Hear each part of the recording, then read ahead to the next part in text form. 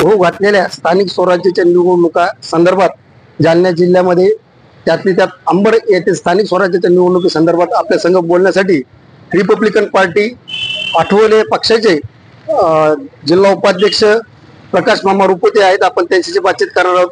मामा, आता मला सांगा, आगामी स्थानिक स्वराज्याच्या निवडणुका येत आहेत, नेमकं रिपब्लिकन पार्टी ऑफ इंडियाची काय भूमिका असणार आहे? आमच्या रिपब्लिकन पार्टी ऑफ इंडियाचा आणि भारतीय जनता पार्टी शिंदे गट आहे, अजितदादा गट आहे, यांच्यासोबत राज्यात युती आहे. परंतु या ठिकाणी अंबड शहरात स्थानिक लेवलवर जर या ठिकाणचे आमदार कुचे साहेब यांनी जर आम्हाला योग्य असं या ठिकाणी जागा वाटपाबाबत सहकार्य केलं तर ठीक आहे, नाही तर आम्ही आमच्या स्वबळावर अंबड शहरात 7 जागा लढण्याचा आम्ही निर्णय घेतलाय रिपब्लिकन पार्टी ऑफ इंडियाच्या वतीने. आणि त्याच पद्धतीने आम्ही पंचायत समिती, जिल्हा परिषद सुद्धा स्वबळावर लढण्याचा प्रयत्न करणार आहोत. मला सांगा, आमदार नारायण कुचे साहेबांनी सांगितलेलं आहे, जर महायुतीमध्ये जर लढायचं झालं तर इतर युतीच्या पक्षाची जर ताकद असेल तर आम्ही त्यांना सोबत घेऊन लढू, असं त्यांनी सांगितलं. नाही, ताकद इतर पक्षाची असेल किंवा नसेल, परंतु युतीमध्ये जे 4 पक्ष आहेत, 4 घटक आहेत, या 4 घटकापैकी त्यात रिपब्लिकन पार्टी ऑफ इंडिया एक आहे. आणि आमच्या आठवले साहेबांच्या निर्णयानुसार आम्हाला सुद्धा त्यांनी या ठिकाणी जागा वाटपात आम्हाला आमच्या हिशोबाने जागा वाटपाचा हिस्सा आम्हाला दिला पाहिजे. आणि नाही दिला तर मग आमचं आहे ते अकेले चलो रे. कुठेतरी पक्षाच्या आता काही बैठका वगैरे पार पडल्यात काय? काही वरिष्ठांनी काही असे काही आदेश वगैरे महायुतीबद्दल काही दिले गेले?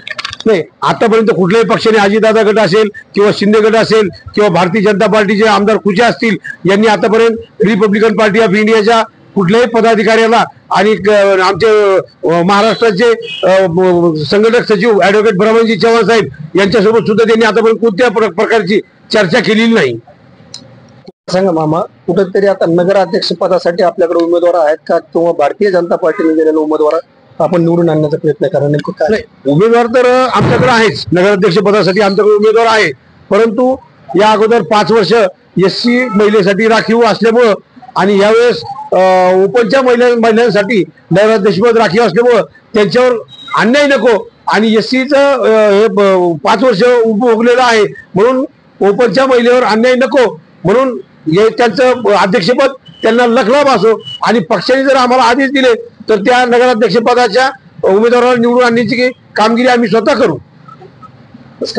कुठेतरी आमदार कुचे देखील म्हटलेले आहेत की बाबा अंबड नगर परिषदेवर 22 नगरसेवक हे भारतीय जनता पार्टीचे निवडून येतील, तर नगराध्यक्ष देखील हा भारतीय जनता पार्टीचाच निवडून येईल असा दावा देखील त्यांनी केलेला आहे. नाही, पूर्ण 100% यांना यश मिळणारच नाही.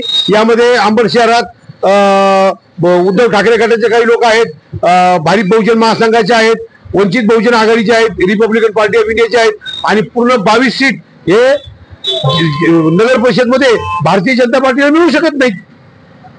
एकतर्फी सत्ताही मिळू शकत नाही कुठंच.